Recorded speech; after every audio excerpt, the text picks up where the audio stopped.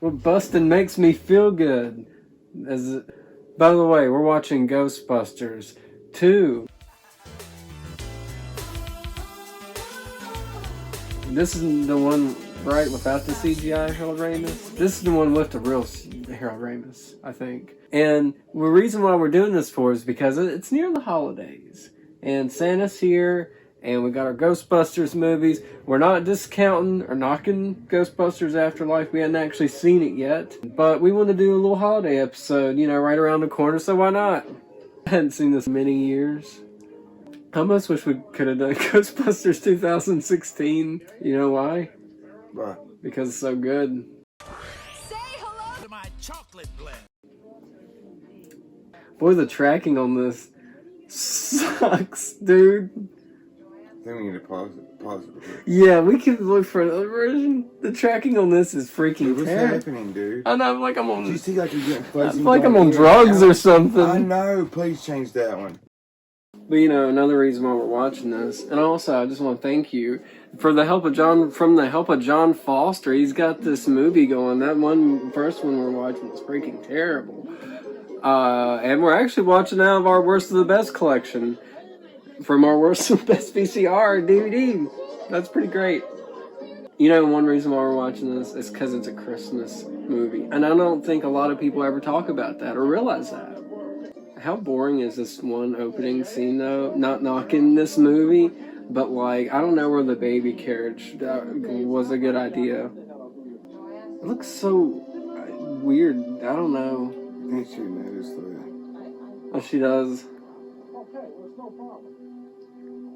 Now, Sigourney Weaver was only in the 2016 Ghostbusters credits and the new Ghostbusters credits, too. How expensive is she, John, to have on your set? I wonder.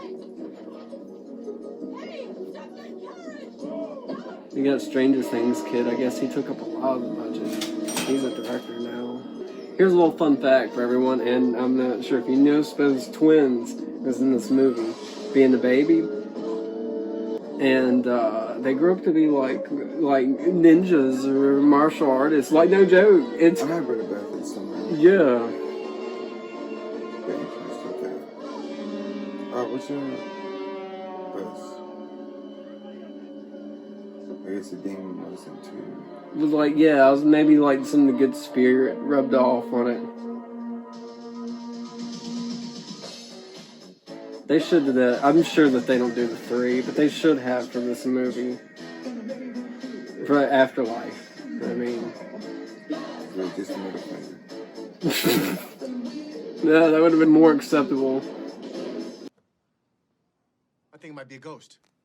Oh, no, it's not. It's just a bird. Bye. There's the door. Later days. Can you hear this? Let me turn it up. Oh my God.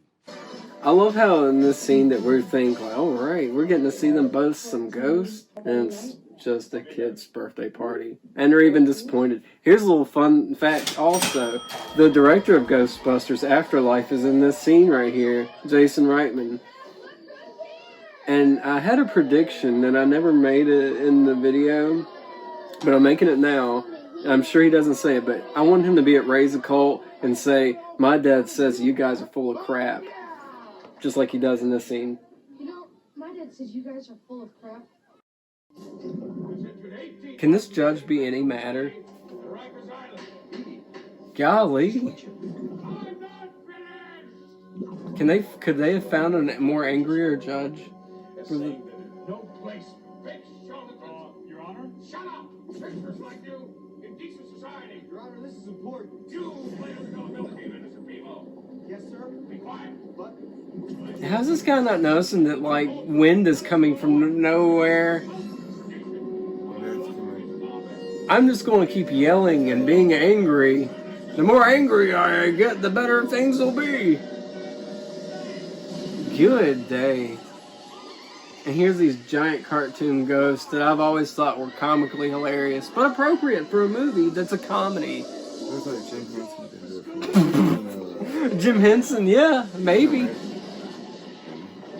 Look at it's the Scolari brothers! Hey, good thing they had all their equipment there conveniently in this court trial. he just yells like a maniac for no reason. Why? By just shooting their lasers, that didn't do anything because they didn't catch the ghost, because you gotta catch them in the trap, right? Yeah. Oh, okay. A scene for comedy. Again, this movie took its time on jokes. There's a ghost trap.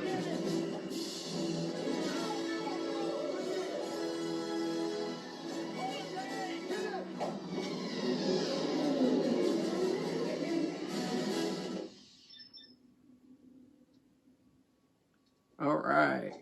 Two in the box. Ready to go. Will you be fast? And they be slow. I remembered it. It's been 20 years, but I remembered the part. This is the montage I was talking about, showing you earlier. Remember this? I was actually talking to John that we should do this and trying to convince him. Now you're going to see the Santa hats. You mentioned the reef earlier. This is all the way a Christmas holiday movie. And I like Bobby Brown in the soundtrack, by the way. I've never talked about this. I mean, yes, Ray Parker Jr. is obviously the better Ghostbusters music. But this is seriously some of their best stuff, man. Oh, Robbie Brown's best stuff. Look, the Santa hats. It's Christmas! Or almost.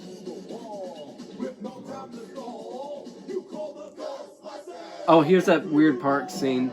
Now, this is really weird because, like, what again is he doing here, this ghost? I mean, you just want to, I guess, get some exercise? It's not like he can really, like, worry about his weight or anything. Oh, look, here's Ampod's fake acting. I've always loved it.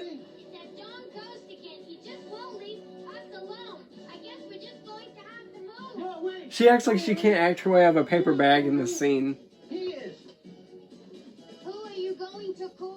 Who are you going to call? And even Egon does it funny. And that's where the movies get exciting right here. And here's the mood slime. I think Peter even makes a suggestion that either Ray or Egon are having sex with this mood slime. There's some type of weird... They try being nice to him. Well, they say something weird like, Egon, Ray, are you having sex with it? And it just does some weird little cutaway to their face. Responds to human emotional states. Mood slime. Oh, baby. You mean this stuff actually feeds on bad vibes? Like a cop in a donut factory. We've been running tests to see if we can get an equally strong positive reaction. What kind of test? See? Well, we sing to it and What else? talk to it and say supportive, nurturing things to it. And what else? You're not sleeping with it, are you, Ray? See? You're not sleeping with it, are you, Ray? Look at Egon's face. Oh, you. Oh, gosh. Always quiet ones. You have. You see? How about the kinetic test? Okay. It's weird, Just but... have a way. Yeah. Ordinary household toaster. We'll take your word for that. Did he sleep? Yeah. Because he made a weird face. Again, that's Harold Ramis being funny.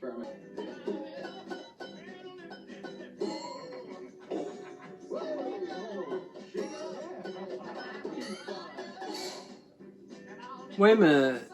Didn't he just put mood slime in there?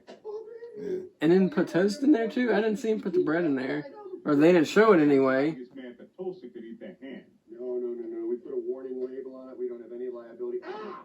Ow! Ow! How did you ever go for it? Look, he's doing the two thing with his fingers because it's the second movie. So Dana had that very weird scene with like the bathtub, right? That was bizarre. And so called then the Ghostbusters to come in here, her workplace. I don't understand that. Did I miss something? We know that, Johnny. So why are you came? Well, we got a report there was a major creep in the area. We checked our list. Major creep. Johnny, where in the hell are you from, anyway? The Upper West Side? The effects were pretty good. I'm not making fun. The effects was pretty good. I even like when they used the Nintendo Switch, which I was like really moving ahead here, but it's gonna start moving ahead. This movie, when it, Hamburgers. is that a real movie or is that Ivan Reitman movie? I'm gonna have to look that up. Look, I like stuff like that. Oh, that's why that weird one was in Afterlife. Because, see, that looked like an alien-looking monster. I've always wondered if there was any alien-looking monster. Yeah. Oh, yeah, look, yeah. That's a weird-looking thing. That's good stuff. That's funny and spooky at the same time. Ivan Reitman knew how to do movies, man. Harold Ramis and Dan Aykroyd and Ivan Reitman got those three together. That was like lightning in a bottle. And Bill Murray just not caring. I like all this. I mean, when you think of 2016, it really... Is it still canon? Is it like... Maybe someone can comment down below. Look, Santa in the background. Our Santa looks like it could come to life and be creepy and as spooky looking as old as it is. Hey, look, Cheech! I've always thought that was cool. Hey, better late than never, right? Yeah? Well, you can stop protecting my interests. You have exactly 3 minutes. This is what they did to Paul Feig at the end of 2016 Ghostbusters. They're like, get off the Sony lot! And get me the original Ghostbusters! I can't wait till we do Afterlife. I can't give anyone an exact date on when me and John are going to do that review, but it is coming. We're doing this again because of the holidays, right? Christmas movies. There we go, the Ghostbusters. And they play this song in the first movie at the same part when we need them, and they got singing Good Merry Christmas Cheer and with the mood slime. It's a lot of components to get this thing started.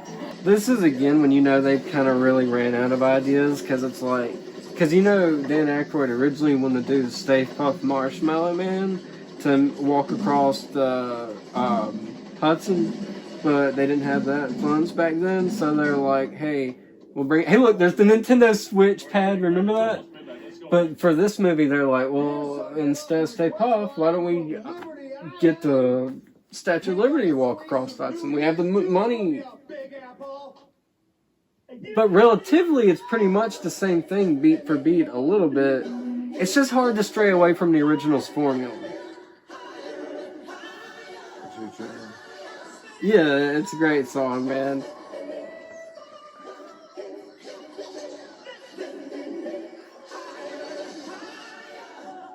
I mean, it's okay that they ran out of ideas a little bit. This is a neat little scene.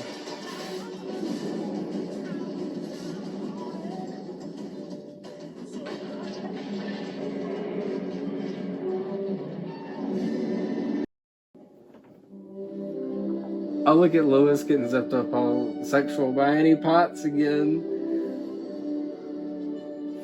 Fantastic in this. Look fantastic in this. I was born to wear this. Who are you texting over there? They want to know in the comments. Ghostbusters. That's a good takeaway. Oh, wow. He is the anti-hero. Boy, this equipment's heavy. Could you say he's got the hero's journey, I guess? It's very awkward. Yeah, here's a weird parade for the Statue of Liberty. Let her go through. She's carrying the Ghostbusters. They're gonna take care of this Vigo guy. He's over a big art museum. Oh yeah, boy, that looks good, don't it? The hose. That's that writing where you're just like, how do we... Okay, they just all blasted at the same time and it goes away. There had to be a little tension at the end, but not too much. Let's Dan Aykroyd on this good stuff on him. Yeah, because he got possessed, remember?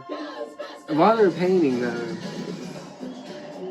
So, John, would you recommend Ghostbusters 2? Yeah, it's pretty good. Yeah, it's good for the holidays. Well, I hope you guys enjoyed this episode, and thanks for watching.